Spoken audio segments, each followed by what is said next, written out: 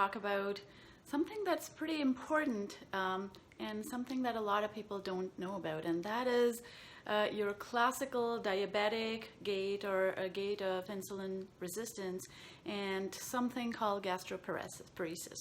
And what happens is you have a nerve called the vagus nerve that runs all the way from your neck all the way down into your abdominal area.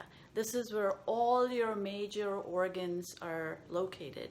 And this is the nerve, this is the main nerve that guides your autonomic nervous system. Your autonomic nervous system is a part of your nervous system that deals with your rest and relaxation and the digestion and how you respond to stress. So anything related to environmental stimuli, how you digest and so on is controlled by your vagus nerve.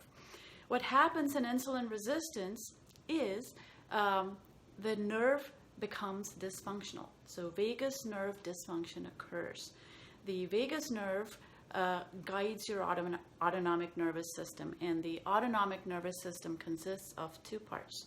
Remember the two parts. One is the sympathetic nervous system that deals with your fight and flight responses. This is when you get chased by tigers, or when you have to have your annual review with your boss, or when you're being tasked with something with a big deadline. That is when your sympathetic nervous system comes into being, also guided by your vagus nerve.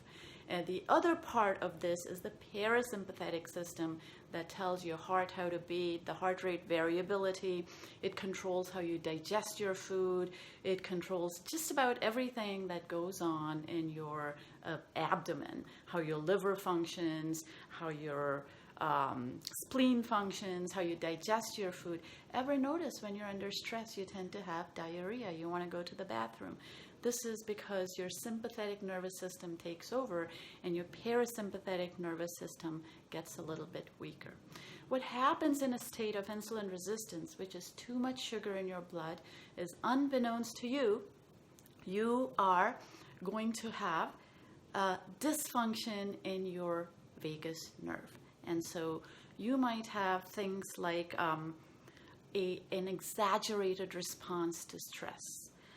If you have a stressful situation, it might clamp down or tamp down your parasympathetic nervous system a lot more. And one of the key things you notice is something called gastroparesis. This often happens in undiagnosed diabetics. And what happens is they eat their food, and all of a sudden they feel all the symptoms of hyperglycemia, which there's a sugar rush in their bloodstream. This is because their stomach empties way too fast, and there's a rush of glucose into their bloodstream, and the insulin is not able to regulate this. The second thing that can happen is there is gastroparesis, which is the stomach fails to empty. The vagus nerve is what controls the sphincter muscles at both ends of your stomach. And if the bottom muscle doesn't open up, your food stays in your stomach. You eat your food stays in your stomach. Your body is anticipating this food and excretes way too much insulin, but the food's not coming down. And so you enter into a state of severe hypoglycemia, even though you ate a whole bunch of food. That is gastroparesis. And then, after a few hours, boom, the sphincter suddenly, the lower sphincter suddenly opens up, and all the food goes into your intestinal tract, and all of a sudden, 5 or 7 or 12 hours later, your blood sugar goes through the roof. That is gastroparesis.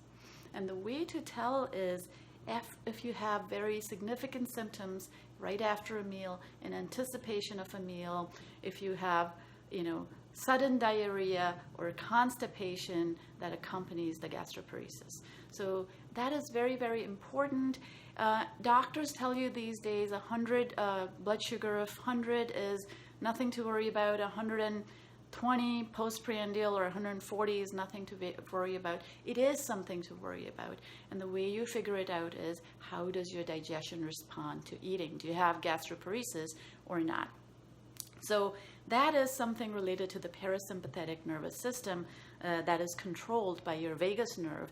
And as you change your diet, the solution to that is not drugs, but changing your diet to a lower carbohydrate diet, which takes away insulin, which causes your vagus nerve not to be irritated, and your parasympathetic nervous system and your sympathetic nervous system to work in balance. Don't forget, your parasympathetic nervous system is also responsible for how your heart operates, and these are the people who land up with heart attacks. On a low carbohydrate diet, people who are insulin resistant will have a much lower chance of gastroparesis, of dysregulated heart rhythms, of dysregulated heart function, of fewer problems with digestion, and so on.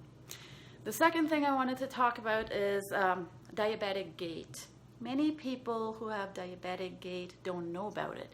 You sort of walk from side to side. You walk a little bit like that. I don't know if you can see my legs, but the reason you're walking from side to side and front to side is because you want your sense of balance is a little bit unbalanced. You may have neuropathy in your nerves, waist and below, and when you have neuropathy, you frequently are confused about which joint operates how, or how the various joints are working. And you might have neuropathy in your feet and not really know about it. So if your friends or family tell you that you're either hesitating to walk or you're falling a little bit too much, and you never in your previous life had these kinds of falls, consider diabetic neuropathy in your lower nerves, waist and down. And the cure for those is, of course, to get the neuropathy out of the way. And the only fix for that, again, is diet, which is increase the fats in your diet, decrease the carbohydrates in your diet, and you will find that you're not only able to walk better, but you feel like walking. So for folks who have diabetic neuropathy, or who have that typical diabetic gait, or who are afraid of walking too much, find a buddy. I find that frequently diabetic neuropathy is mixed up with multiple sclerosis in people who have MS and are insulin resistant and have drop foot. They will benefit greatly from a low carbohydrate diet, and their walk will improve. Once your walk improves, a whole lot of things fall into gear, because folks, human beings were made to walk. We were made to walk up mountains and down valleys, and if that big part of our movement system is suppressed, a lot of other things happen in domino fashion. And so don't pay any heed to the American Diabetic Association, which recommends 250 or some carbohydrate grams per day. A muffin from Costco is 75 carb grams. Your sugary yogurt, which you thought was healthy, is 25-30 carb grams. A banana in the morning is 27 carb grams. Replace the banana with the avocado. Replace the sweetened yogurt with Greek yogurt. Replace the muffin with, I don't know, eggs or cheese or sausages or something, and improve your gastroparesis. This will also improve GERD, because if your stomach is blocked up at the bottom, guess what's happening to the food on top? The food is going to go up through your esophagus, and you're going to suffer from a lot of reflux. In order to avoid reflux, take down the effect on your vagus nerve of insulin in your bloodstream, which causes disturbances in your vagus nerve. And by doing that, you will find that a whole host of your secondary effects improve. The key to that is really understanding the role that carbohydrates play in insulin resistance, in how you digest your food, especially in women post-menopause, when your estrogen levels decline rapidly, your carbohydrate, your insulin gets dysregulated.